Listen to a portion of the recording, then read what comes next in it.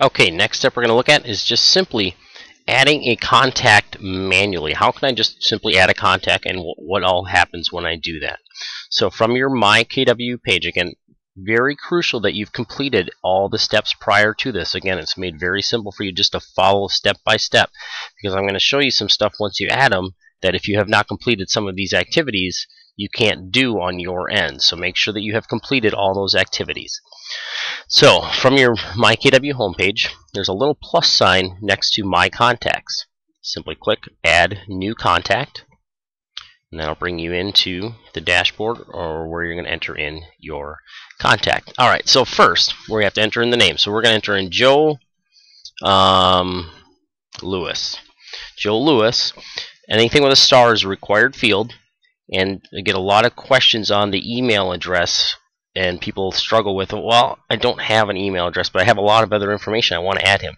There is a if you have their email address, definitely put in the right email address, but there is a workaround on that. So if you, for some reason, do not have this guy's email, but you have everything else, and you want to put him in here, just put in a false needs email 6666667 at gmail.com.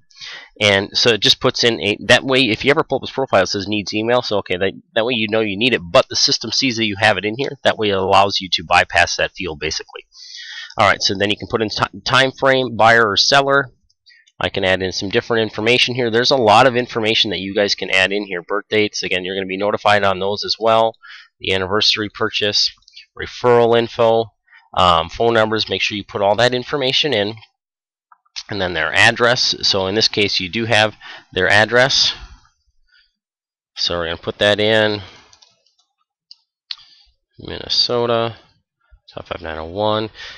Because I don't have his email, but he's an expired listing. I want to put him onto an expired listing mailer campaign and phone call campaign. So that's how I can bypass that. But add in the contact and single family. I can put on all this information if I wanted to.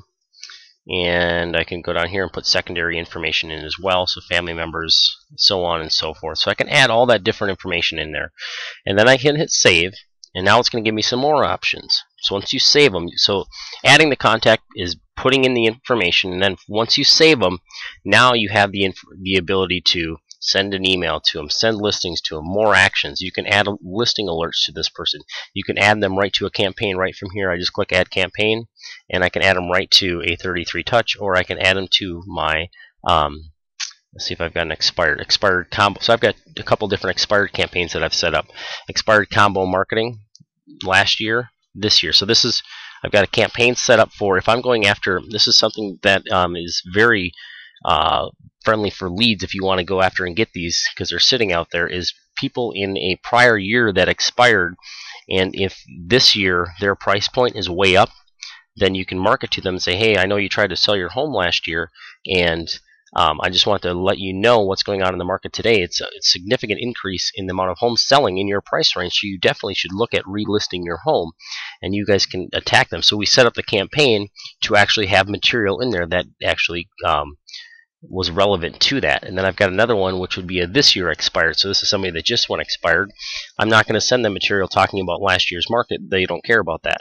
So then this one's set up with stuff that goes out that is pertinent to why they should relist and relist with you. So I can just simply add that person to a campaign, and that's all done. And actually, if I went down to the campaigns, I can see that he's now on that.